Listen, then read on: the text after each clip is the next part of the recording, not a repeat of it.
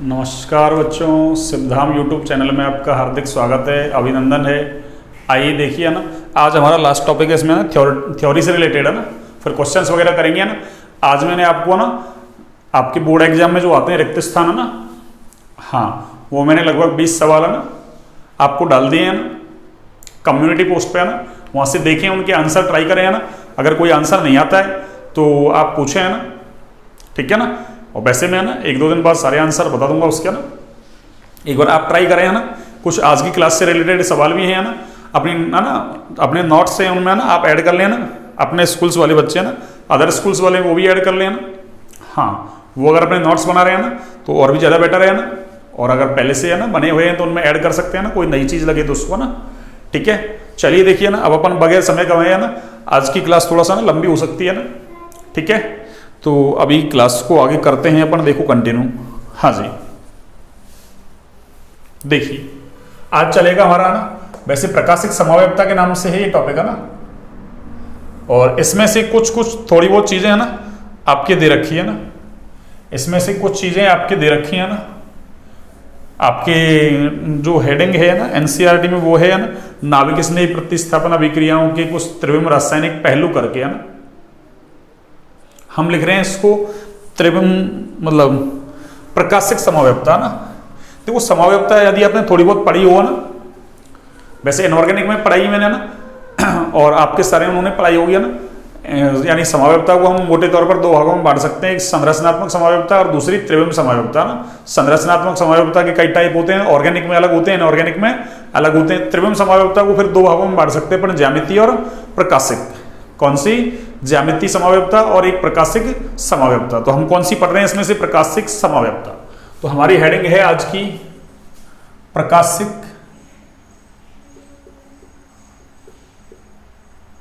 समव्यवता, या इसी को हम ध्रुवण समव्यवता भी बोल देते हैं ना।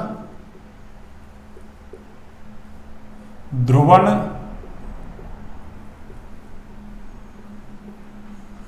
समव्यवता। अब इसमें से कुछ पॉइंट है ना, हाँ कुछ बच्चों ने डिमांड की थी है ना, इसलिए मैंने ना कंप्लीट ही पढ़ा देता हूं इसको, प्रकाशिक समव्यवता को ना आपके लेवल पर। और इसको इंग्लिश में बोलते हैं ना ऑप्टिकल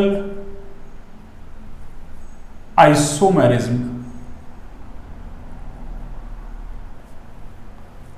ऑप्टिकल आइसोमेरिज्म।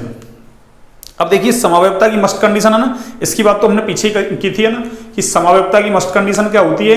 अणुसूत्र कैसा होना चाहिए? समान, है ना। फिर बाद की बातें देखते हैं ना, भाई बाद की बातें हैं या नहीं। फिर उसको अपन ने 2 भागों में बांटा, संरचनात्मक और त्रिविम में है ना।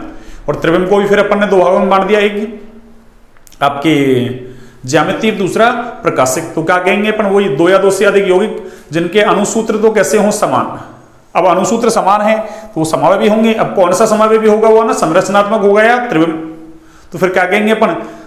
भाई पहले संरचनात्मक देखते हैं, संरचना सूत्र अगर अलग अलग हो जाए तो वो संरचनात्मक समावयवी हो जाएगा, लेकिन संरचना सूत्र भी समान हो जाए तो फिर देखते हैं ना कि 3D कैसी है, उसकी अलग अलग है क्या, ठीक है ना। यानी 3D का मतलब त्रिविम में है ना, उसको देखते हैं भैया ना, उसकी 3D अलग अलग है क्या, 3D विन्यास अलग है या सेम है ना, उसको देखते हैं। तो क्या कहेंगे कि 2 या 2 से अधिक यौगिक जिनके अणुसूत्र और संरचना सूत्र कैसे हो? समान। अब संरचना सूत्र समान है, इसका मतलब संरचनात्मक समावयवी नहीं होगा, तो फिर कौन सा होगा? त्रिविम होगा ना। लेकिन वो है ना समतल ध्रुवित प्रकाश के प्रति, कौन से प्रकाश के प्रति? समतल ध्रुवित प्रकाश के प्रति क्या दिखाते हैं? भिन्न व्यवहार दिखाते हैं ना, वो कहलाते हैं प्रकाशिक समव्ययवी या ध्रुवण समव्ययवी। और है ना ये जो घटना है ये क्या कहलाएगी, या इनका ये गुण है, ये प्रकाशिक समव्यवता या फिर ध्रुवण समव्यवता कहलाएगा ना। एक बार डेफिनेशन लिखता हूं मैं, देखो आपको और समझ में आ जाएगा ना। यानी 2 या 2 से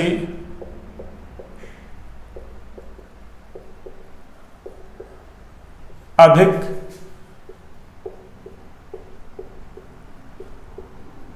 यौगिक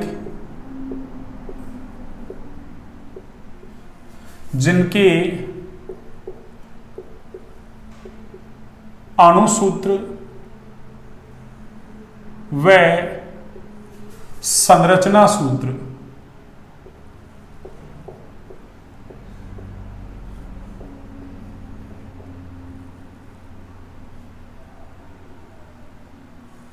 समान होते हैं,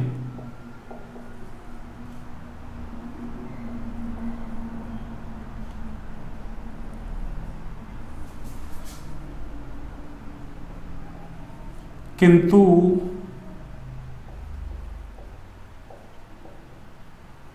समतल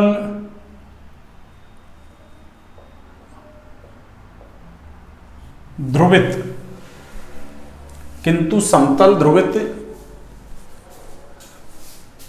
सही है क्या? ओके, हाँ, किंतु समतल ध्रुवित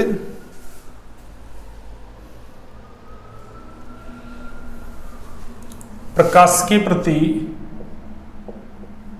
समतल ध्रुवित प्रकाश, इसको शॉर्ट में अपन बोलेंगे पीपीएल, है ना। पी से प्लेन, पी से पॉलराइज्ड और एल से लाइट, प्लेन पॉलराइज्ड लाइट, समतल ध्रुवित प्रकाश के प्रति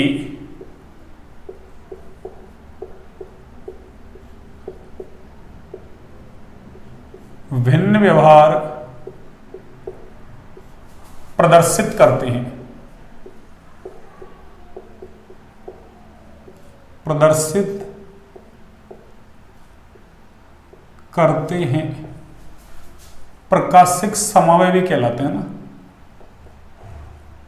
प्रकाशिक समावयवी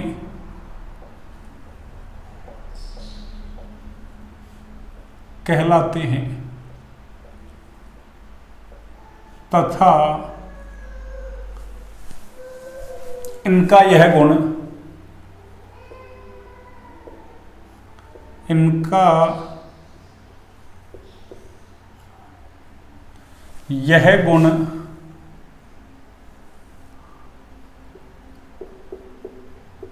प्रकाशिक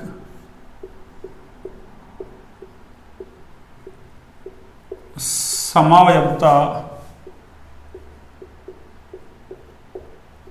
कहलाता है। ये लीजिए, इनका ये गुण क्या कहलाता है? प्रकाशिक समावयवता कहलाता है ना। अब देखिए समतल ध्रुवित प्रकाश क्या है, सुनिए। समतल ध्रुवित प्रकाश, समतल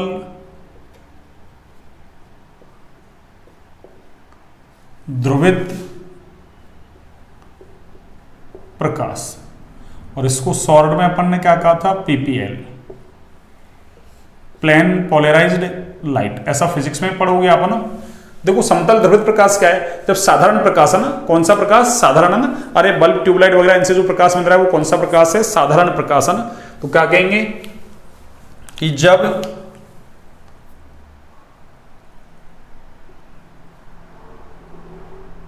साधारण प्रकाश को, साधारण प्रकाश को निकोल प्रिज्म, कौन सा प्रिज्म?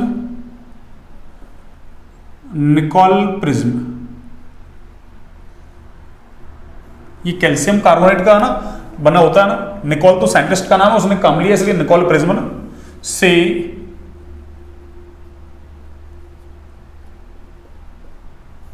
गुजारा जाता है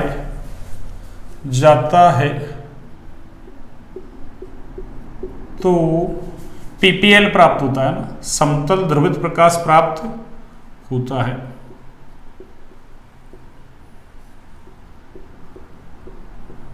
ये लीजिए, आगे देखिए,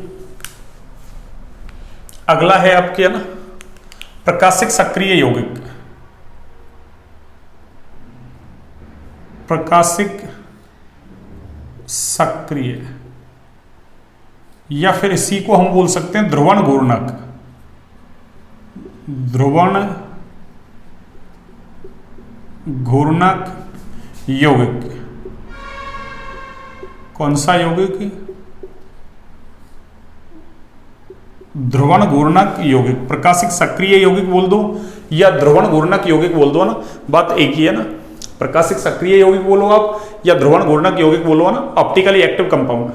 तो क्या कहेंगे कि यौगिक जो कि है ना, अरे पीपीएल के तल को ना, यानी समतल ध्रुवित प्रकाश के तल को किसी निश्चित दिशा में घुमा दिया ना, तो उसको घुमाने की जो इसकी प्रवृत्ति है वही क्या कहलाएगी? ध्रुवण घूर्णकता, है ना। और ये यौगिक क्या कहलाएगा? ध्रुवण घूर्णक यौगिक या प्रकाशिक सक्रिय यौगिक। देखिए मैं डेफिनेशन लिखता हूं ना एक बार।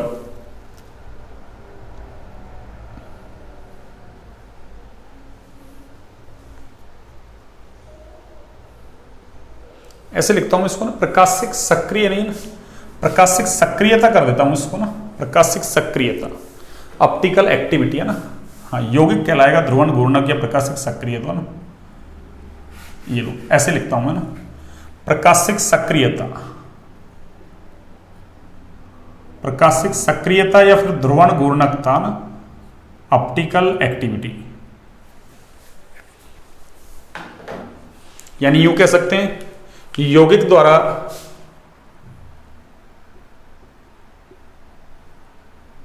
किसी यौगिक द्वारा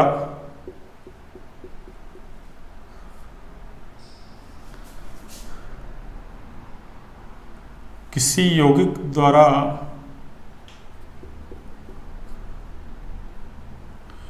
पीपीएल के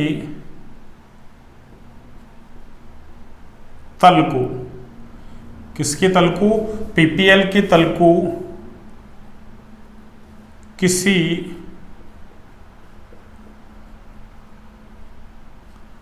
निश्चित दिशा में,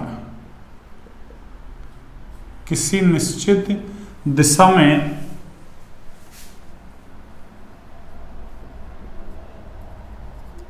घुमाने की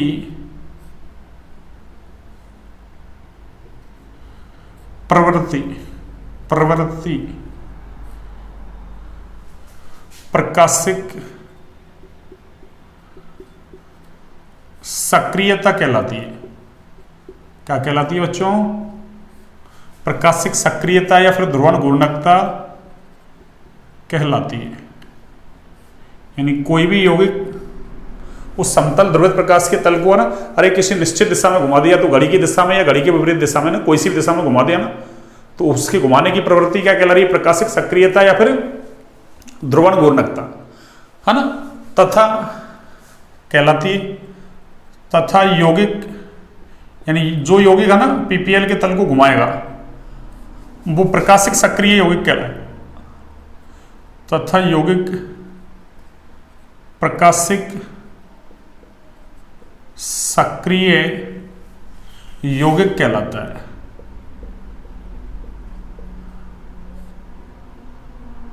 यौगिक कैसा कहलाएगा? प्रकाशिक सक्रिय यौगिक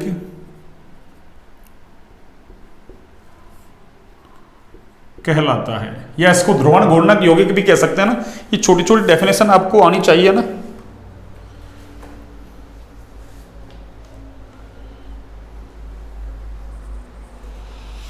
अब देखो, है ना, यदि यौगिक है ना, यदि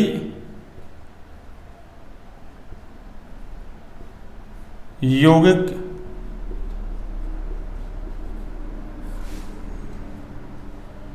पीपीएल के तल को, है ना, यदि यौगिक पीपीएल के तल को, है ना, थीटा कोण से, है ना, कितने कोण से? थीटा कोण से, है ना, क्लॉकवाइज घुमाता है, क्लॉकवाइज या घड़ी की दिशा कह दो ना, घुमाता है, तो उसे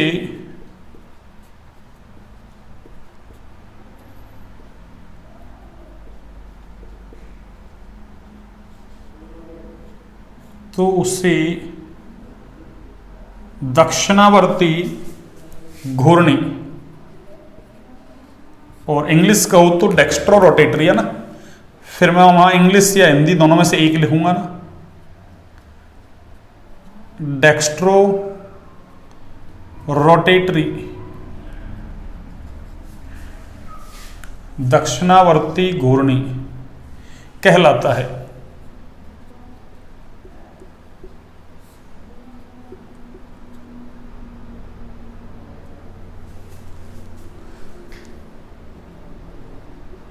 तथा यौगिक पीपीएल के तल को थीटा कोण से, है ना, अब ये थीटा का मान कुछ भी हो सकता है, 10 डिग्री, 15, 20 जो भी है ना, से एंटी क्लॉकवाइज, एंटी क्लॉकवाइज है ना,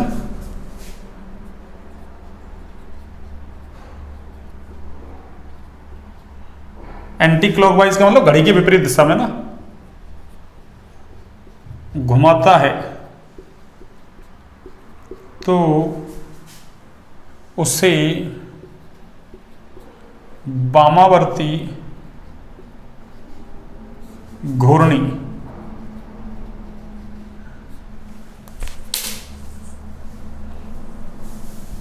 तो उससे वामावर्ती घूर्णी,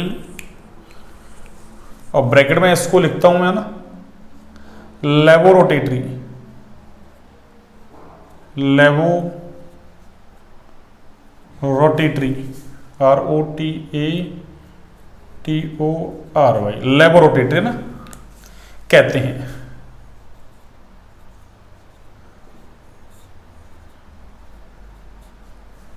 वामावर्ती घूर्णी कहते हैं ना। अब ये 3-4 पॉइंट हैं आपके ना, ये मैंने डेफिनेशन वगैरह लिखी है ना, ये कम की है ना, इसी से सारी चीजें समझ में आएंगी आगे की है ना, आगे की सारी चीजें बच्चों इसी से समझ में आएंगी है ना।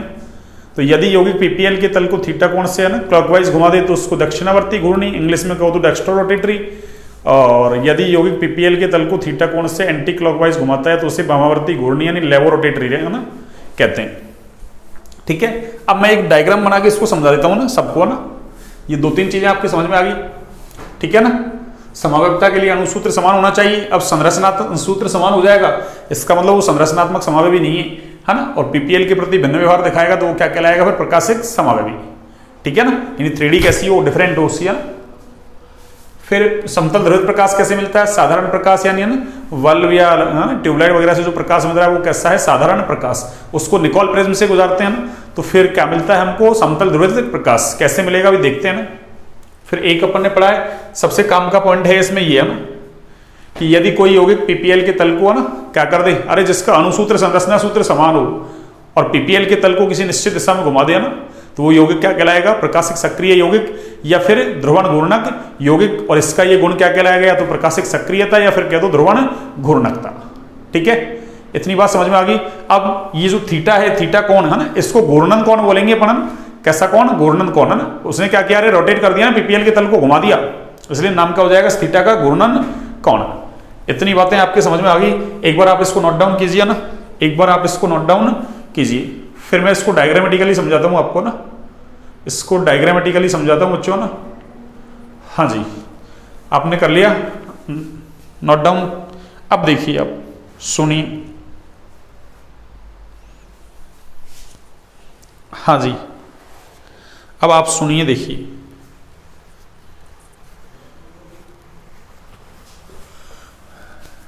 इसको मैं डायग्रामेटिकली समझाता हूं आपको ना, डायग्राम बना के। देखो आपके है ना ये जो सारी चीजें लिखी हैं, ये सब कुछ आपके है ना बेहतर तरीके से समझ में आ जाएंगी अभी है ना।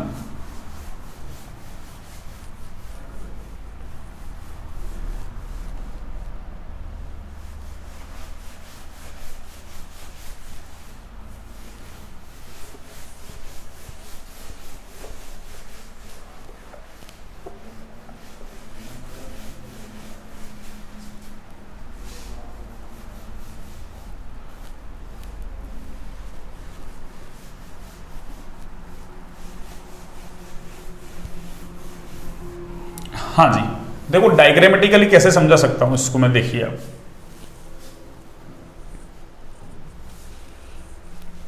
हाँ जी, देखिए ये लीजिए,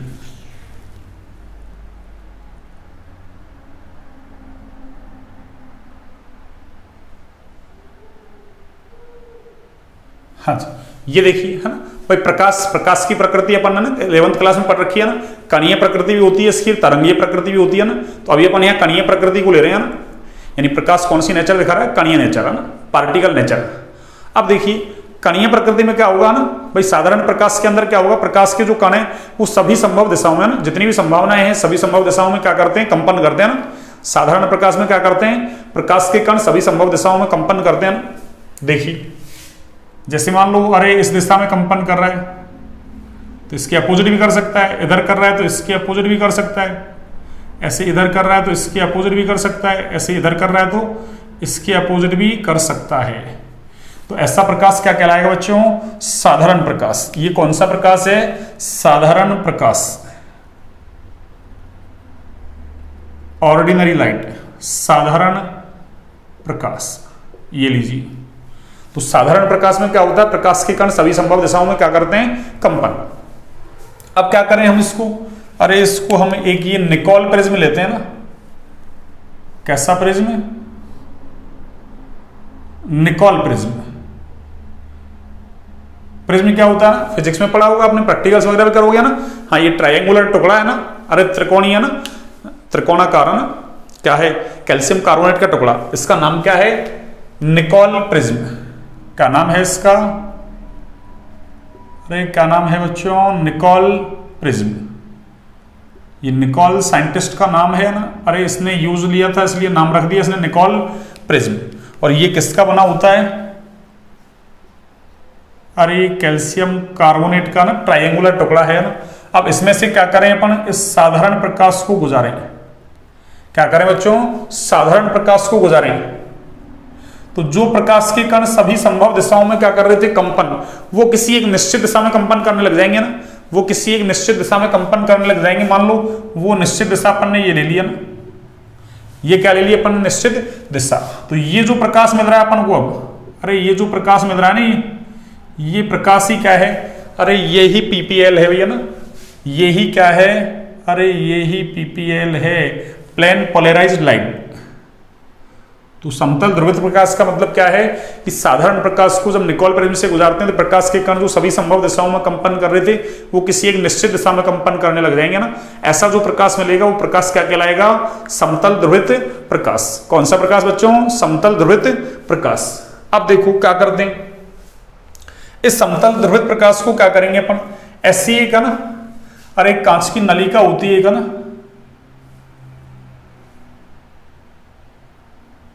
इसकी जो लेंथ होती है वो 10 डेसीमीटर होती है भैया ना। कितनी? अरे 10 डेसीमीटर। तो ये एक कांच की नलिका है ना। क्या है बच्चों? ये कांच की नलिका। इसको बोलते हैं पोलरीमीटर ट्यूब, ध्रुवणमापी नलिका है ना। इसका नाम क्या है? Polarimeter tube, POLARI, polarimeter tube, ध्रुवणमापी नलिका। इसके अंदर क्या है? अरे इसके अंदर बच्चों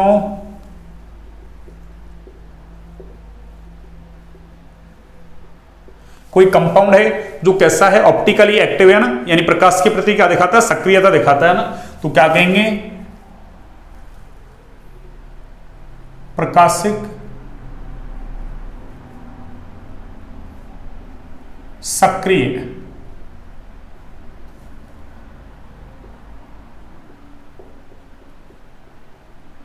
यौगिक का क्या ले रखा अपन ने? अरे सॉल्यूशन ले रखा विलयन। प्रकाशिक सक्रिय यौगिक का विलयन ले रखा है। अब इसमें से क्या किया अपन ने? अरे समतल ध्रुवित प्रकाश को इसमें से पास करते हैं बच्चों ना। समतल ध्रुवित प्रकाश को इसमें से क्या करते हैं? पास। तो जो प्रकाश के कण ना किसी एक निश्चित दिशा में कंपन कर रहे हैं उसको ये है ना प्रकाशिक सक्रिय यौगिक क्या कर देगा? अरे घुमा देगा। अब ये दो प्रकार से घुमा सकता है, या तो घड़ी की दिशा में घुमा सकता है या फिर घड़ी के विपरीत दिशा में घुमा सकता है। तो इसका मतलब कितनी संभावनाएं हो गई बच्चों यहां से? अरे यहां से 2 संभावनाएं हो गई। कौन कौन सी? देखिए, एक संभावना तो है आपकी कि ये पीपीएल ऐसे था। अरे ये पीपीएल ऐसे था ना घड़ी की दिशा में, और इसको कैसा घुमा दे? अरे इसको ऐसा घुमा दे बच्चों।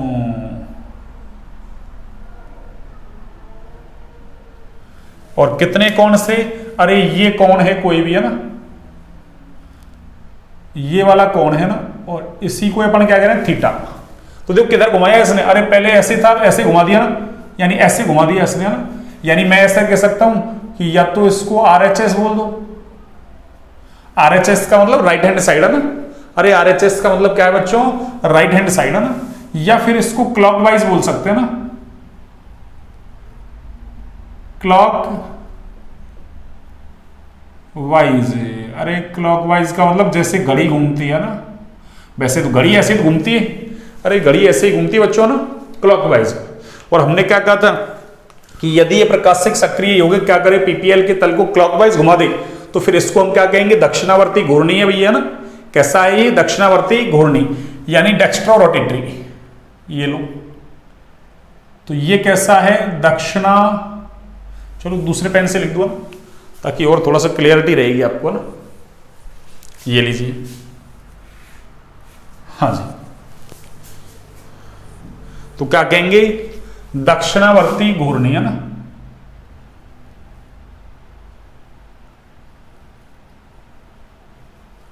घूर्णी बोल दो, घूर्णक बोल दो, एक ही बात है ना।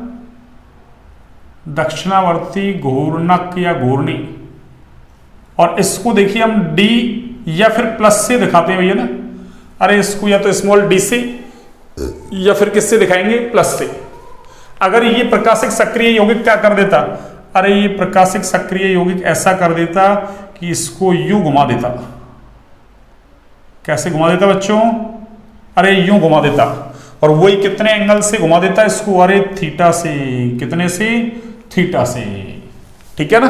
तो अब की बार कैसा घुमाया इसने, अरे अब की बार इसने उल्टा घुमा दिया। और इसको हम क्या बोलते हैं, एंटी क्लॉकवाइज।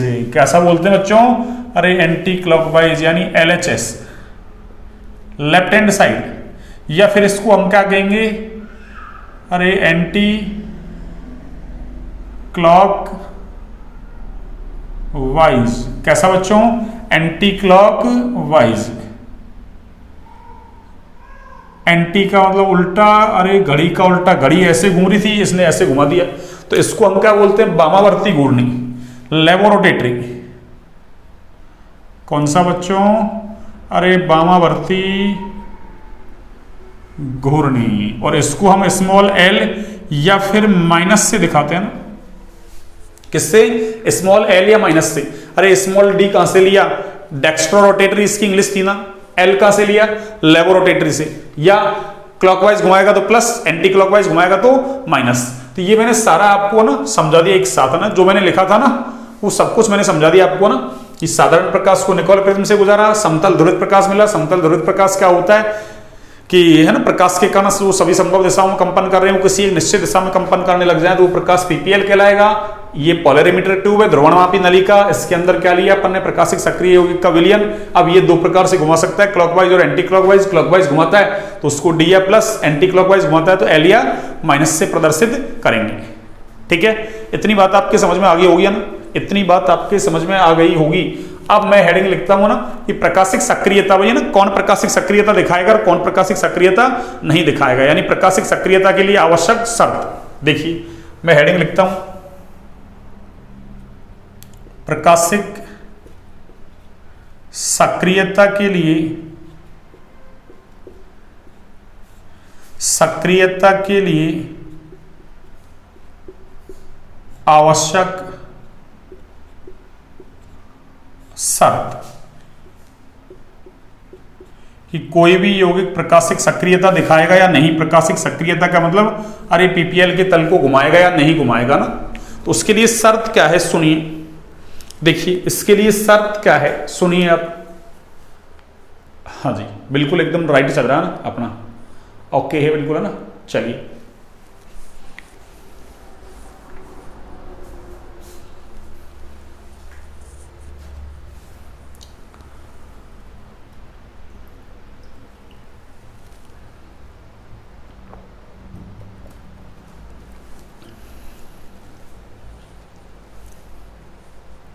हाँ जी देखिए प्रकाशिक सक्रियता के लिए ना, अरे प्रकाशिक सक्रियता के लिए आवश्यक है ना, या यूं कह दो न्यूनतम मिनिमम जो शर्त है वो क्या है कि जो संपूर्ण अणु है ना, अरे वो कायरेल होना चाहिए ना। अब देखो इसको कायरेल बोल दो आप, CHIRAL कायरेल, या किरेल बोल दो एक ही बात है ना, या कायरल बोल दो एक ही बात है ना।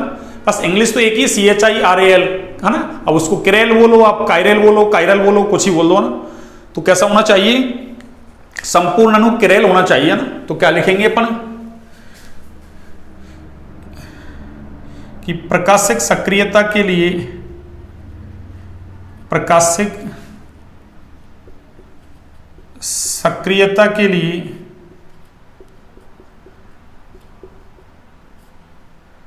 आवश्यक एवं न्यूनतम शर्त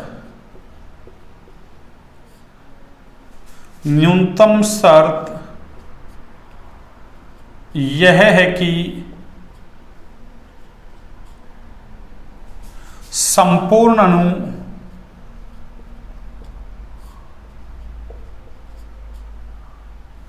किरेल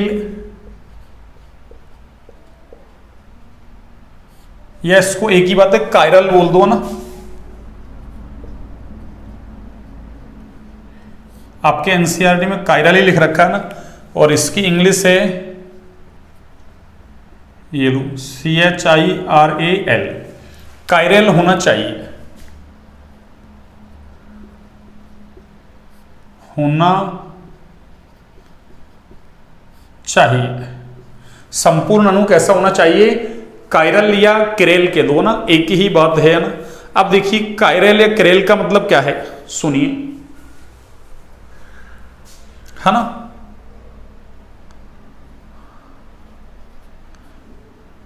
अणु है ना जिनमें, हाँ देखो ऐसे अणु है ना, अरे ऐसे अणु है ना जिनमें दर्पण प्रतिबिंब एक दूसरे के ऊपर अध्यारोपित नहीं होते। अरे एक तो खुद बिंब और एक उसका प्रतिबिंब बने ना, फिजिक्स में पढ़ा हुआ ना आपने। अरे प्रकाश वाले चैप्टर में एक बिंब ऑब्जेक्ट लेते हो आप ना, उसका प्रतिबिंब बनता है ना, ऐसे यहाँ बिंब लेंगे, एक उसका क्या बनेगा प्रतिबिंब, तो क्या कहेंगे ऐसे यौगिक है ना जिनके दर्पण प्रतिबिंब, तो बिंब का प्रतिबिंब बनेगा, वो एक दूसरे पर अध्यारोपित नहीं होते ना। अध्यारोपित का मतलब अरे ओवरलैप नहीं करे ना, अरे अध्यारोपित का मतलब है बच्चों ऐसे, देखिए एक सेकंड आप, अरे मेरा ये हाथ है और ये हाथ है ना, इसके ऊपर मैं इसको रख दूं ना, तो देखो अरे अंगूठे ने अंगूठे को ना, अंगुलियों ने अंगुलियों को क्या कर दिया, अरे एक दूसरे को ढक लिया, ये अध्यारोपित कहलाता है ना, ओवरलैप। और अगर मैं ऐसा करूं, देखो अरे एक हाथ तो मेरा ये, और इस हाथ को अब की बार मैं ऐसा कर लूंगा ना, अरे ये तो मेरा हाथ ऐसे है और इसको मैंने ऐसा कर लिया ना, अब मैं इसको इसके ऊपर रखूंगा ना, अब देखना अरे अब क्या ढक रहा है किसको, अरे देखो ये छोटी अंगुली इधर थी, अब की बार तो इधर आ गई, ये एक अंगूठा इधर है एक अंगूठा इधर है, इसने क्या ढका है क्या, तो इसको बोलते हैं अनाध्यारोपित है ना, नॉन ओवरलैपिंग, और ये क्या था ओवरलैपिंग, ठीक है ना। तो एक दूसरे को ढक ले पूर्ण रूप से वो अध्यारोपित, और नहीं ढके तो अनाध्यारोपित, ठीक है ना। तो क्या करें अपन कि ऐसे अणु जिनके दर्पण प्रतिबिंब जो होते हैं ना, अरे वो एक दूसरे के ऊपर अध्यारोपित नहीं होते ना, क्या नहीं होते, अध्यारोपित नहीं होते। अब हम ना अरे बार बार तो ऐसा है नहीं कि मान लो एक अणु लिया, उसको मिरर में देखा, दर्पण लगाया आगे और उसका मिरर इमेज बन गया ना, अरे दर्पण प्रतिबिंब बन गया, अब उसको उठा के उसके ऊपर रखे ना, अरे इतना इमेजिनेशन करना आसान काम नहीं है भैया ना। तो हम क्या करते हैं उसमें, अरे हम ऐसा देख लेते हैं उसमें कि भाई इसमें कोई सममिति के तत्व है या नहीं है ना, भाई उस अणु के अंदर कोई सममिति का तत्व है या नहीं। अब सममिति के तत्व तीन प्रकार के होते हैं भैया ना, एक सममित तल होता है, एक सममित केंद्र होता है और एक सममित अक्ष होता है ना। अब तीनों में से कोई सा भी है ना प्रेजेंट नहीं हो, क्या कहा मैंने कि ऐसे अणु जिनमें है ना सममिति के तत्व कैसे हो, एब्सेंट हो ना, यानी सममित तल, सममित केंद्र, सममित अक्ष, तीनों में से कोई सा भी नहीं होना चाहिए ना, तो वो क्या कहलाएगा, क्रेल कहलाएगा। क्या कहलाएगा, क्रेल। और क्रेल है तो वो कैसा होगा, प्रकाशिक सक्रियता दिखाएगा ही दिखाएगा। अगर तीनों में से कोई सा एक भी प्रेजेंट है तो फिर वो प्रकाशिक सक्रिय नहीं होगा, ऑप्टिकली इनएक्टिव होगा ना, प्रकाशिक रूप से निष्क्रिय होगा भैया ना। कैसा होगा, प्रकाशिक रूप से निष्क्रिय। तो अपन ने क्या कहा कि प्रकाशिक सक्रियता के लिए न्यूनतम और आवश्यक शर्त क्या है, संपूर्ण अणु कैसा होना चाहिए, कायरल होना चाहिए ना। कैसा होना चाहिए, कायरल। अब कायरल के लिए ना, अरे कायरल की पहचान क्या है कि या तो है ना दर्पण प्रतिबिंब एक दूसरे पर अध्यारोपित नहीं हो, या फिर अणु जिसमें सममिति के तत्व कैसे हो, अनुपस्थित हो, वो क्या कहलाएगा, क्रेल। और क्रेल कहलाएगा तो वो प्रकाशिक सक्रियता दिखाएगा, ठीक है ना। इतनी बात समझ में आ गई होगी आपको ना। अब देखो सममित तल, सममित केंद्र वगैरह होते हैं ना, अब उसको मैं थोड़ा सा ना, सममित अक्ष तो में एब्सेंट ही रहती है ना, अपन को सममित तल देखना होता है या फिर सममित केंद्र देखना होता है ना। तो सममित तल का मतलब क्या है ना, अरे अणु को दो बराबर भागों में बांटे है ना, अरे अणु को दो बराबर भागों में। अब देखो अपने ना इतना डिटेल में है नहीं है ना, इसलिए बच्चे परेशान हो जाएंगे थोड़ा सा ना। हाँ 11th क्लास में सब कुछ पढ़ाऊंगा मैं, समावेयता को कंप्लीट पढ़ाऊंगा ना। हाँ 11th क्लास में तो सब कुछ ही पढ़ाया जाएगा ना, अभी 12th में तो आपके सिलेबस के अकॉर्डिंग चल रहे हैं पढ़ाना, इसलिए है ना, ठीक है। अब चूंकि ये कुछ कुछ पॉइंट दे रखे हैं ना, अब वो कुछ कुछ लिखाते हैं तो ना थोड़ा बच्चों को कम समझ में आता है ना, इसलिए मैंने सारा कुछ ही है ना, कुछ बच्चे कह भी रहते सर है ना कंप्लीट अच्छा से पढ़ा हुआ ना उसको ना, समावेयता को ना। तो मैंने इसमें से 2 पॉइंट तो आपको पहले पढ़ा दिए थे, धारण और प्रतिपन्न, है ना। अब 2-3 पॉइंट और बच रहे हैं इसमें ना, उनको और पढ़ा देता हूं आपको ना, उसके लिए मैंने सारा कुछ पढ़ाया आपको ना, ठीक है। अब देखो अरे एक बार में समझ लो, देखो सममित तल है ना, अरे मानव को दो बराबर भागों में बांटे ना, ऐसे बिल्कुल बीचों बीच से काटे ना। अरे राजा मोहरध्वज ने अपने बेटे को काट दिया था ना, राजा रानी दोनों ने ना, भगवान ने परीक्षा ली थी तब, है ना, बिल्कुल बीचों बीच से काटा था ना। अब देखो, अरे एक हाथ मेरा इधर है राइट वाला ना, और लेफ्ट वाला हाथ मेरा इधर है ना, अब बीचों बीच से काटोगे तो क्या होगा, अरे राइट वाला इधर, लेफ्ट वाला इधर, है ना, आधा आधा, है ना, एक हाथ इधर एक हाथ इधर, है ना, अरे आधा सिर इधर आधा सिर, आधा आधा कट जाएगा ना, एक पैर इधर सब कुछ कट जाएगा ना। अब मान लो अरे आधा हिस्सा इधर का राइट वाला ना, अब इसके आगे मैं ऐसे दर्पण लगाऊं, अरे राइट वाला हिस्सा है ना, उसके आगे दर्पण लगाऊंगा तो मेरा राइट हाथ की तरफ दिखेगा, अरे दर्पण में ऐसे दिखेगा लेफ्ट की तरफ। अरे राइट वाला हाथ कैसा दिखेगा, ये राइट वाला इधर है, राइट वाला हिस्सा ये कैसा दिखेगा, ऐसे लेफ्ट की तरफ दिखेगा ना। देखना आप शीशे में, अरे शीशे में देखते हो आप उल्टा ही दिखता है ना आपका, अरे आपका राइट हैंड है ना, वो लेफ्ट हैंड की तरफ दिखेगा, लेफ्ट हैंड राइट हैंड की तरफ दिखेगा, देखना है ना। हाँ, ये तो आप घर पर प्रयोग कर सकते हो ना। तो सममित तल का मतलब क्या है कि अणु में से गुजरने वाला वो तल जो अणु को दो बराबर भागों में बांट दे ना। अब दो बराबर भागों में बांटना जरूरी नहीं है ना, लेकिन दोनों भाग क्या हो, अरे दो बराबर भागों में बढ़ तो जाए पर दर्पण प्रतिबिंब नहीं हो, तो फिर वो सममित तल नहीं है ना। सममित तल की डेफिनेशन क्या है कि अणु में से गुजरने वाला वो तल जो अणु को दो बराबर भागों में काट देना। दो बराबर भागों में काटना जरूरी है, लेकिन इसके बाद भी क्या होना चाहिए, दोनों भाग एक दूसरे के दर्पण प्रतिबिंब होने चाहिए ना। अगर ऐसा है तो उसमें सममित तल है, ऐसा नहीं है तो सममित तल नहीं है। ठीक है ना। अब देखो, जैसे मान लो ना सममित केंद्र की बात करें, अरे एक कमरे की बात कर लो अब तो ना, सममित केंद्र मान लो ये एक अणु है कोई, है ना। अब इसका कहीं कहीं अरे सेंटर पॉइंट होगा ना, कहीं कहीं जहां इस पूरे कमरे का द्रव्यमान एक जगह केंद्रित होगा, वो है ना सममित, है ना, वो सेंटर ही कहलाता है सेंटर पॉइंट। अब सेंटर पॉइंट से आप क्या करो, अरे जैसे मान लो सामने वाला कोना है, उसमें मान लो एक ए है, क्या है ए, ऊपर वाले में, और देखो एक ये नीचे वाले में ना, ऊपर वाले में नहीं नीचे वाले में क्या है ए, है ना। अब मान लो ऊपर वाले में बी है इधर, और उधर नीचे वाले में क्या है बी, और मान लो उधर क्या है सी ऊपर वाले में, और इधर नीचे वाले में क्या है ना। अपोजिट कह रहा हूं, ऊपर वाला तो उसका नीचे वाला लेना है ना, उसमें भी मान लो सी है, और एक ऊपर वाला क्या है उसमें डी है, मान लो इसमें नीचे वाले में क्या है डी। कितने ले लिए अपन ने, अरे ए वहां है ऊपर, तो इसका ए नीचे है आमने सामने वालों में ना। अब बी ऊपर तो बी उधर वाले के नीचे है ना, सी ऊपर तो सी इधर नीचे, और डी ऊपर तो डी उधर नीचे, ऐसा ले लिया मैंने ना। अब ये कोई ना कोई सेंटर पॉइंट है ना। अब आप देखो इससे इस दिशा में जाओ ऊपर की तरफ, तो आपको क्या मिलेगा, अरे अपन ने ए माना है तो ए मिल गया, तो नीचे भी ए था ना, तो नीचे की तरफ जाओ देखो आप, है ना, अपोजिट साइड में जाओ ए मिल रहा है। अब उधर क्या था बी, उधर क्या है बी, तो आप इधर से जाओ ऊपर बी, इधर नीचे जाओगे तो बी। ऐसे देखो ऊपर सी था, इधर भी सी था, ऊपर गए सी, इधर गए सी, इधर गए ऊपर डी, और उधर नीचे गए तो डी। तो क्या कहेंगे पर, अरे अणु में है ना बीचों बीच में उपस्थित केंद्र ना, यानी अणु में उपस्थित ऐसा केंद्र जिससे सभी संभव दिशाओं में जाए ना। जैसे इधर गए तो उसका अपोजिट जाना है आपको ना, इधर गए तो उसका अपोजिट, इधर गए तो इसका अपोजिट, तो सभी संभव दिशाओं में जाने पर समान परमाणु समूह मिलते हैं ना, तो वो सममित केंद्र कहलाता है। और अगर ऐसा नहीं मान लो अरे ऊपर ए था नीचे सी था, तो इधर गए ए मिला, इधर गए तो सी मिला, तो फिर वो सममित केंद्र नहीं है ना। तो मैंने इनकी डेफिनेशन वगैरह नहीं लिखा रहा ना आपको ना, मैंने ऐसे समझा दिया। सममित तल कैसे याद रखोगे कि भाई मानव में है ना, अरे मानव में, अरे बायोलॉजी वाले तो वैसे पढ़ते हैं, मानव में कौन सी सममिति मिलती है, अरे कौन सी सममिति मिलती है मानव में, नहीं है पता। हाँ पढ़ के हाँ एक बार ना, मानव में बायलैटरल सिमेट्री मिलती है भैया ना, द्विपार्श्व सममिति मिलती है ना मानव में।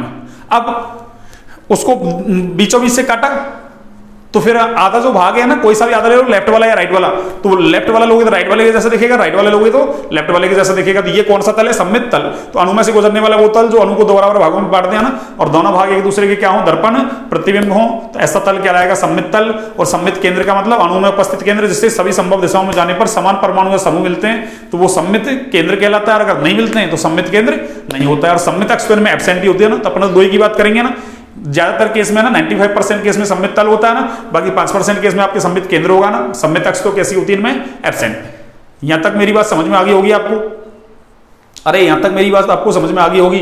तो मैंने ये डेफिनेशन लिख दिया ना कि प्रकाशिक सक्रियता के लिए आवश्यक न्यूनतम शर्त यह है कि संपूर्ण अणु कैसा होना चाहिए, क्रेल, या फिर है ना क्रेल होना चाहिए ना, कैसा होना चाहिए, क्रेल, या फिर असम्मित भी बोल देते हैं उसको ना, अरे क्रेल या फिर असम्मित भी बोल देते हैं उसको। देखो मैं यहां लिख देता हूं ना, संपूर्ण अणु कैसा होना चाहिए, या तो क्रेल या फिर कैसा होना चाहिए बच्चों, असम्मित, है ना। ये लो इधर लिख दूं मैं ना, संपूर्ण अणु क्रेल या फिर असम्मित, है ना, असम्मित, ये लो होना चाहिए। अब क्रेल की डेफिनेशन क्या है कि अणु जिनमें दर्पण प्रतिबिंब, ना क्या, दर्पण प्रतिबिंब एक दूसरे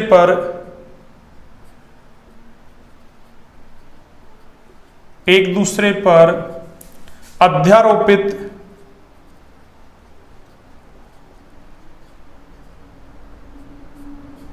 नहीं होते या अणु जिनमें सममिति के तत्व ना, कौन से सममिति के तत्व ना, या अणु जिनमें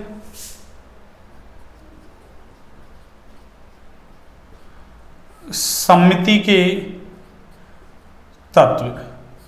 और देखो सममिति के तत्व क्या हो सकते हैं ना, सममित तल हो सकता है, क्या हो सकता है बच्चों, सममित तल हो सकता है, या फिर सममित केंद्र हो सकता है। मैंने आपको समझा दिया सममित तल क्या होता है, सममित केंद्र क्या होता है ना। अभी तो अपने 12वीं क्लास के हिसाब से इतना याद रख लो ना। और एक सममित अक्ष होता है ना, क्या होता है बच्चों, सममित अक्ष, है ना। तो सममिति के तत्व अनुपस्थित हो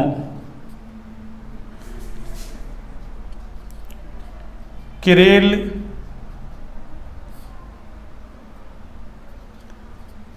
अणु कहलाता है ना। क्या कहलाता है बच्चों, किरेल अणु कहलाता है। ये लो, तो प्रकाशिक सक्रियता के लिए आवश्यक और न्यूनतम शर्त ये हो गई है ना। और क्रेल क्या होता है वो मैंने लिख दिया ना, कि जिनमें दर्पण प्रतिबिंब एक दूसरे पर अध्यारोपित नहीं होते ना। अरे जैसे इस हाथ को देखूंगा ना, तो इस हाथ में क्या होगा, अरे ये इसके जैसा दिखेगा, ऐसा दिखेगा ना। तो देखो इस हाथ का प्रतिबिंब ये हुआ ना, अब प्रतिबिंब ये हुआ तो इसको ले जाकर मैं ना, अब ऐसे मत कहते ना सर आप इसको उल्टा करके रख दो ना, उल्टा करके नहीं, बिना पलटे ना, जैसा है वैसा की वैसा ले जाके रखो, तो ये अंगूठा उधर चला जाएगा, इसका अंगूठा इधर है ना। तो इसका मतलब ये क्या है, एक दूसरे के दर्पण प्रतिबिंब है ना। मेरा ये हाथ और ये हाथ एक दूसरे का क्या है, दर्पण प्रतिबिंब है ना। और एक दूसरे पर अध्यारोपित नहीं होता, इसका मतलब ये दोनों कैसे हैं, अरे क्रेल हैं या ना, कैसे हैं, क्रेल। और क्रेल हैं तो ये प्रकाशिक सक्रियता दिखाएंगे, ठीक है ना। तो एक बार आप इसको नोट डाउन कीजिए ना, फिर मैं आगे की बात करता हूं ना।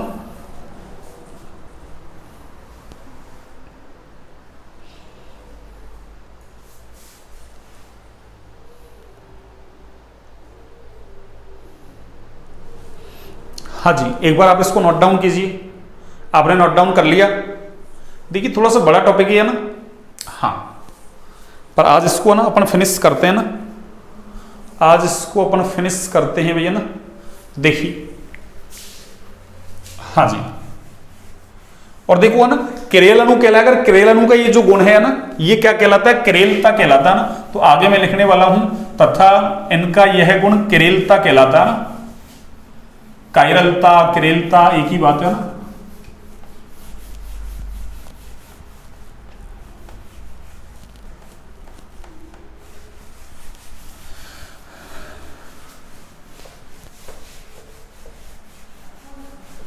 हाँ जी, देखिए ये कंटिन्यू हो जाएगा ना। क्रेल अणु कहलाता है तथा इनका यह गुण क्रेलता कहलाता है, तथा इनका यह गुण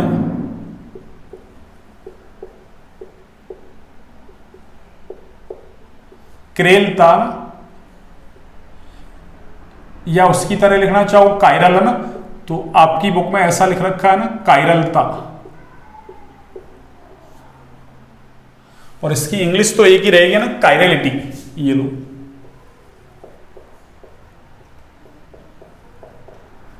कायरलिटी। तो आपसे पूछ लिया ना कि क्रेलता क्या है, तो आपको ये डेफिनेशन लिखनी है सारी है ना, कहलाता है। कहलाता है, ठीक है ना। तो कायरलता या क्रेलता पूछता है तो क्या लिखोगे आप, कि ऐसे अणु जिनमें दर्पण प्रतिबिंब एक दूसरे पर अध्यारोपित नहीं होते हैं ना, या फिर अणु जिनमें सममिति के तत्व कैसे होते हैं, अनुपस्थित होते हैं ना। अनुपस्थित, उपस्थित नहीं है ना, अनुपस्थित होते हैं, क्या कहलाता है, क्रेल अणु।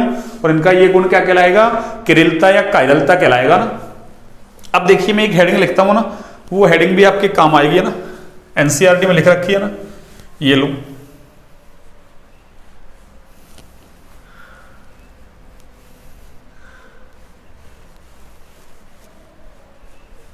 हाँ जी,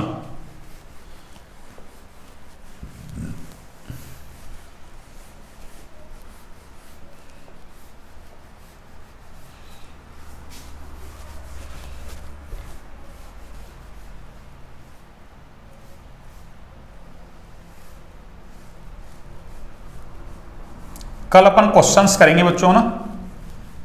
कल मैं पहले ही प्रकाशिक सक्रियता पे आधारित क्वेश्चन ही करवा दूंगा आपको ना, जिससे और आपकी थोड़ा सा ज्यादा बेटर समझ में आ जाएगा ना, कहलाता है ना। अब मैं हेडिंग लिखता हूं, ये क्रेल केंद्र। कौन सी हेडिंग है बच्चों? क्रेल केंद्र। क्रेल कह दो, कायरल कह दो, एक ही बात है ना, केंद्र, या इसी को बोलते हैं त्रिविम केंद्र,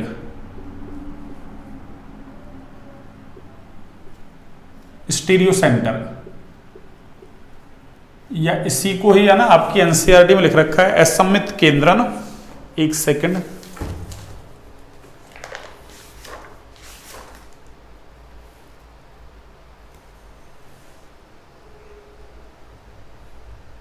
हाँ, त्रिविम केंद्र ना, स्टीरियो सेंटर। चलो देखो, क्रेल केंद्र या त्रिविम केंद्र क्या है, सुनिए।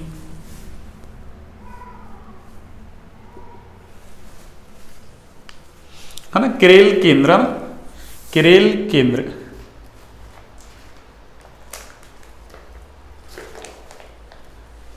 हाँ जी, देखिए क्रेल केंद्र क्या है, सुनो। अरे कोई ऐसा ना सेंटर ना, जिसमें कोई भी एटम है ना, अब वो कुछ भी हो सकता है, वो sp3 संकृत हुआ ना, तो क्या कहेंगे कि sp3 संकृत परमाणु, sp3 है तो उसका मतलब उसके 4 बॉन्ड होंगे ना, कितने बॉन्ड? 4 बॉन्ड। तो sp3 संकृत परमाणु जिससे 4 भिन्न है ना परमाणु या समूह जुड़े हो ना, तो वो क्या कहलाएगा? त्रिविम केंद्र या फिर क्रेल केंद्र। तो क्या कहेंगे? sp3 संकृत परमाणु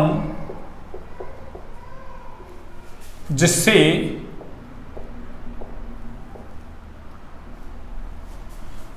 चार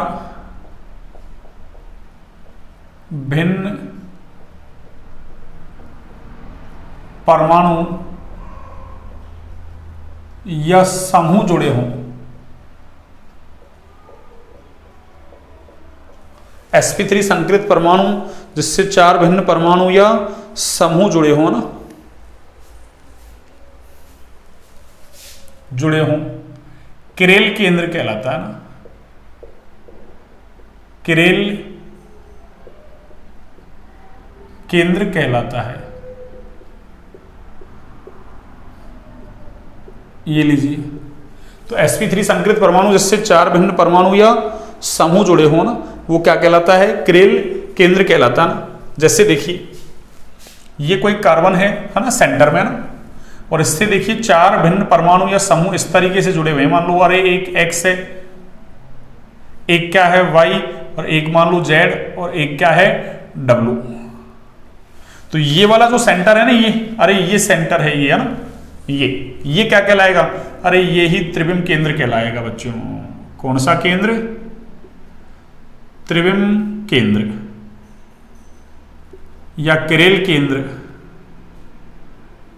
अब इसमें है ना कौन है? अरे इस सेंटर के अंदर कार्बन है, इसलिए इस कार्बन का नाम क्या हो जाएगा? Curl carbon. अरे इस कार्बन का नाम क्या हो जाएगा बच्चों? Curl carbon. और इस क्रेल सेंटर को हम ऐसे दिखाते हैं ना, ऐसा ना, ये स्टार बना के ना, और इस स्टार को हम बोलते हैं क्या बच्चों? अरे इसको बोलते हैं एस्ट रिस्क। कौन सी रिस्क? एस्ट रिस्क। ठीक है ना। अब देखिए जैसे मैं एक एग्जांपल दूंगा ना आपको, ये लो, ये CH3 और ये CH, मान लो ये OH, ये लीजिए, और ये COOH।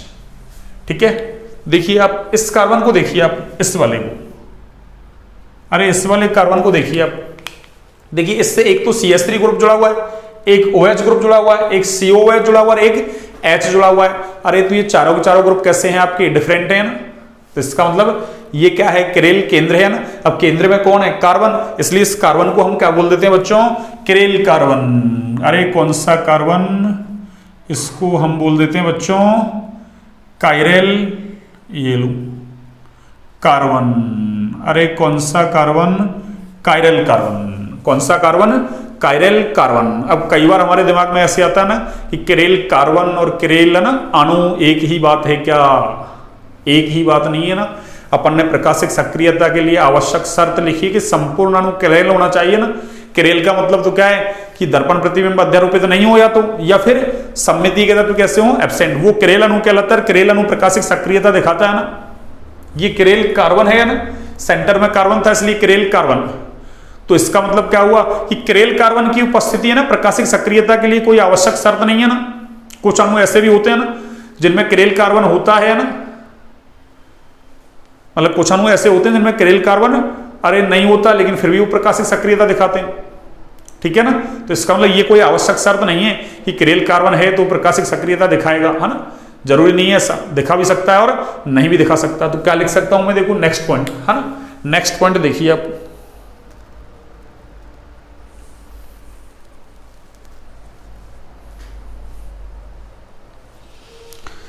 तो क्या कहेंगे अपन कि किरेल कार्बन की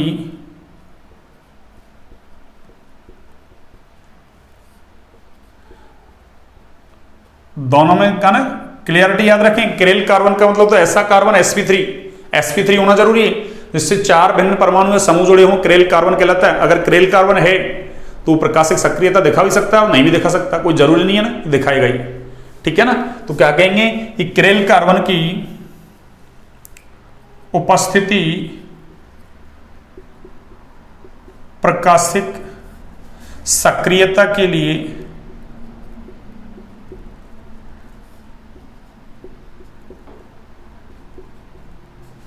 कोई आवश्यक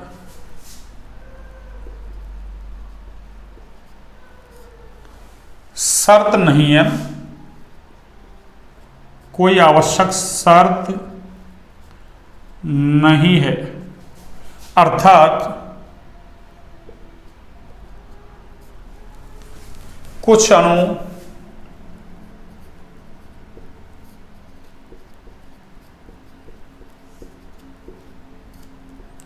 ऐसे भी होते हैं, अर्थात कुछ अणु ऐसे भी होते हैं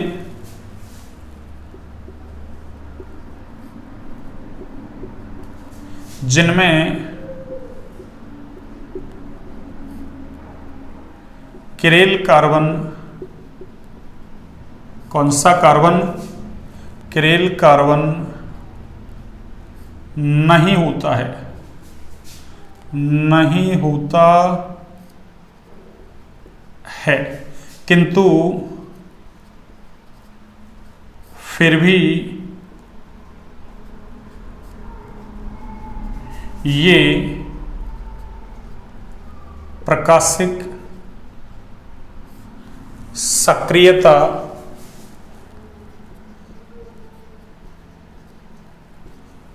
है ना, फिर भी ये प्रकाशिक सक्रियता दर्शाते हैं ना।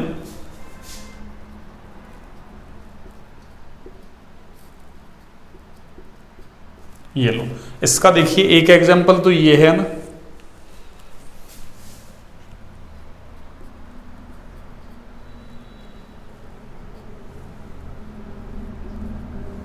ठीक है ना।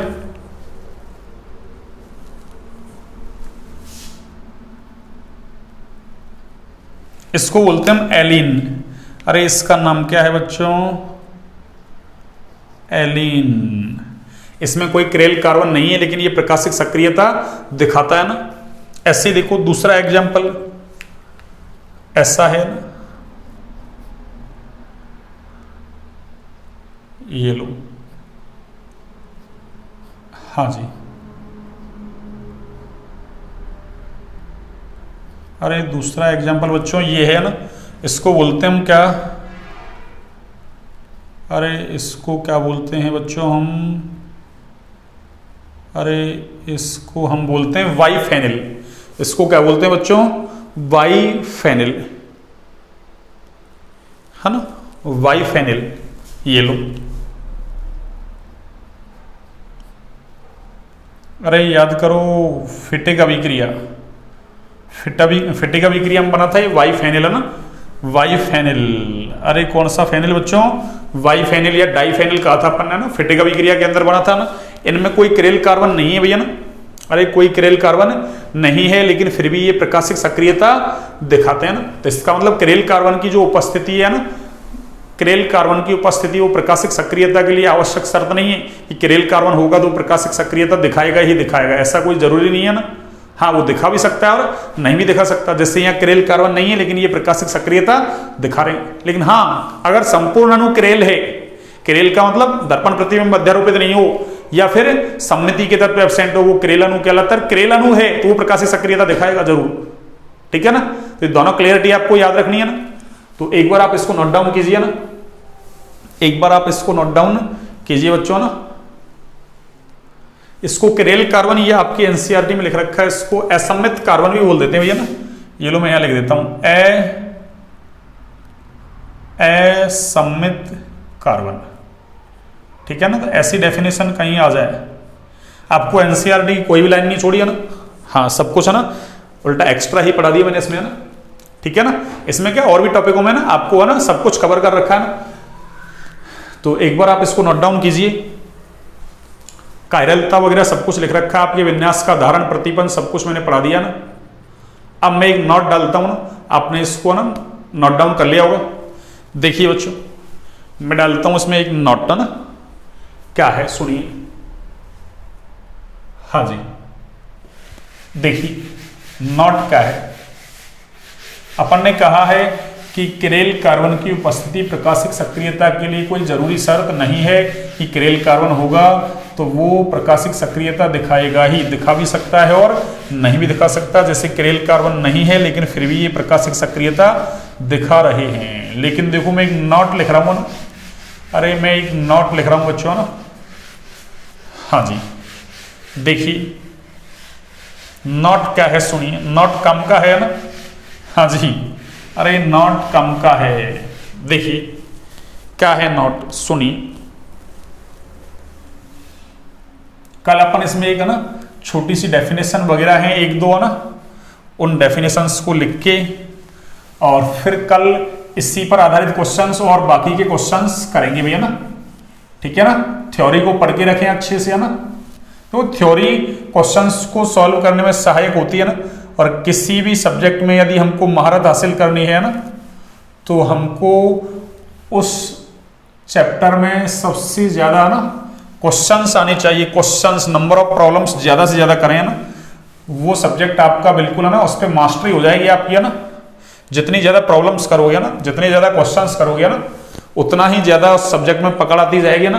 क्वेश्चंस नहीं करोगे, केवल थ्योरी पढ़ोगी, तो उसमें कभी महारत हासिल नहीं हो सकती है ना। हाँ, आप बोर्ड क्लास में है ना रट रटा के थोड़े से अच्छे नंबर ला सकते हैं, लेकिन हाँ जो 100 नंबरों की बात कर रहे हैं अपना ना, वो तो अंडरस्टैंडिंग से आएंगे ना। अंडरस्टैंडिंग का मतलब अंडरस्टैंडिंग कब आएगी आपको, जब सब कुछ पढ़ोगे आप, है ना। तो मैंने 24 लेक्चर जीओसी की पढ़ा दिया आपको ना, ईच एंड एवरीथिंग, है ना। तो जो जो चीजें आगे आती जाएंगी ना, अब सब कुछ उसी से सॉल्व होता जाएगा ना, ठीक है ना। इतना कुछ कर लिया आपने। एनसीईआरटी के सारे क्वेश्चंस करवा दूंगा, प्रीवियस ईयर में आए हुए कुछ सारे क्वेश्चंस करवा दूंगा। आज मैंने है ना, अरे 20 क्वेश्चंस डाले हैं इस चैप्टर में से ना। रिक्त स्थान वाले सवाल आते हैं ना, 5-6 रिक्त स्थान आएंगे ना, उसके जितने भी सवाल आते हैं ऑब्जेक्टिव आते हैं ना, 12-13 सवाल ऑब्जेक्टिव आते हैं ना, शायद 14 सवाल आते हैं ना ऑब्जेक्टिव, और 6 सवाल आते हैं ना कौन से, रिक्त स्थान वाले। तो 14 और 6 20 सवाल है ना 10 नंबर के। हाँ, इस तरीके से आते हैं ना। तो 10 नंबर के लिए ना, उसके लिए तो सब कुछ पढ़ा हुआ होना चाहिए आपका ना, तुक्का मारने से नंबर नहीं आएंगे ना। तो मैंने 20 क्वेश्चंस डाल दिए ना, ये कुछ इस पर आधारित भी है ना, समावेयता पर आधारित, है ना। कम्युनिटी पोस्ट पे डाल दिया मैंने ना, उस पर देखें जाके ना, ट्राई करें कितने सवाल आपसे आते हैं ना। नहीं आता है कमेंट सेक्शन में डाल दीजिए आप ना, और मैं 1-2 दिन में ना, भाई 1-2 दिन का टाइम तो आपको इसलिए दे रहा हूँ ना, आप सॉल्व करें उनको ना। हाँ, और उसके बाद मैं आंसर बता दूंगा सारे, है ना, ठीक है ना। तो आप अपनी कॉपी में नोट डाउन करते चले उनको ना, ठीक है बच्चों। है ना। और अगर क्लास आपको अच्छी लगी तो लाइक सब्सक्राइब शेयर करें भी, क्लास को ना अच्छे से दबा के शेयर करें ना। आप शेयर नहीं कर रहे हैं ना, कंजूसी कर रहे हैं। आपके लिए मैं इतनी मेहनत कर रहा हूँ ना, अरे आपके लिए इतनी मेहनत कर रहा हूँ ना, इतने आपको ना लेक्चर वगैरह डाल दिए ना, 60 लेक्चर डाल दिए ना, उसमें से 58 काम के हैं अपने ना।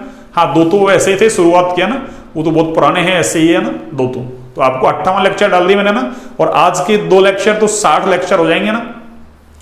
हाँ जिसमें से 40 12th क्लास के हो जाएंगे ना, और 20 हैं वो 11th के हो जाएंगे ना। 11th क्लास के लिए वो लगातार ना डाल रहे हैं पढ़ाना, उसके लिए मैंने क्वेश्चंस डाले हैं 11th क्लास के लिए भी आज है ना। हाँ उनको देखें क्वेश्चंस को ना। देखिए मैं सममित तल लिख रहा हूं ना, सममित तल को मैं शॉर्ट में देखो क्या लिख रहा हूं, सुनो। सममित तल, इसको हम लिखते हैं plane of symmetry, plane of symmetry, है ना। और इसको मैं शॉर्ट में लिखूंगा पीओएस। तो प्लेन से पी, ओ से है ना, ऑफ से ओ, और सिमेट्री से एस। और एक है देखो सममित केंद्र, सममित केंद्र। वो देखो सममित अक्ष तो इनमें एब्सेंट होगी ही है ना, तो उसको तो अपन को देखना नहीं है ना। तो आपको तो 2 ही देखने हैं, plane of, sorry plane centre of है ना, सेंटर ऑफ सिमेट्री, प्लेन नहीं सेंटर।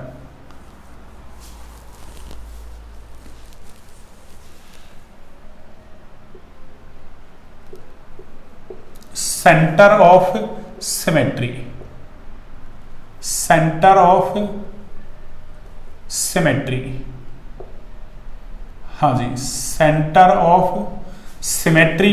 और इसको मैं लिखा करूंगा COS, है ना। सेंटर से C, ऑफ से O और सिमेट्री से S, सेंटर ऑफ सिमेट्री। अब मैंने क्या कहा है कि क्रेल कार्बन की उपस्थिति है ना प्रकाशिक सक्रियता के लिए आवश्यक शर्त नहीं है ना।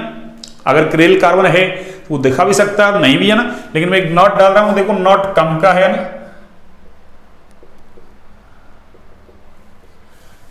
ऐसे अणु जिनमें एक क्रेल कार्बन हो, केवल केवल कितना, एक की बात कर रहे हैं, एक से ज्यादा है तो फिर नहीं है ना। अगर एक क्रेल कार्बन होता है, अरे तो ऐसा अणु असम्मित हो जाता भी है ना, एक क्रेल कार्बन की वजह से असम्मित होता है तो वो क्या दिखाएगा, अरे प्रकाशिक सक्रियता दिखाएगा। तो क्या कहेंगे कि अणु जिनमें केवल एक क्रेल कार्बन होता है ना, वो हमेशा प्रकाशिक सक्रिय होते हैं या प्रकाशिक सक्रियता दिखाते हैं। तो क्या कहेंगे, पहला पॉइंट, अणु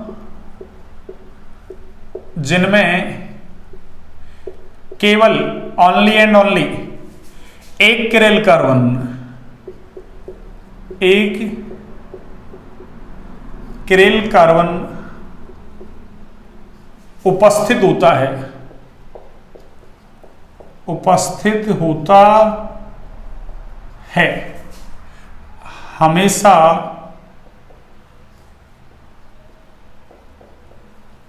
प्रकाशिक सक्रिय होते हैं। अरे हमेशा कैसे होते हैं बच्चों, प्रकाशिक सक्रिय होते हैं। ये लीजिए, केवल एक वाले की बात की है, एक से ज्यादा है तो नहीं है ना। दूसरा पॉइंट देखिए, यदि अणु में एक से अधिक क्रेल कार्बन हो ना, क्रेल कार्बन हो, है ना, तो उसमें POS या फिर COS दिखते हैं ना। क्या दिखते हैं, POS या फिर COS दिखते हैं। और देखिए, यदि POS या फिर COS, लेकिन किसमें देखेंगे, एक से ज्यादा क्रेल कार्बन हो ना। ये लो, इसमें 2 कंडीशन है, प्रेजेंट है या पहले तो एब्सेंट ले लेते हैं ना, एब्सेंट है या फिर प्रेजेंट है।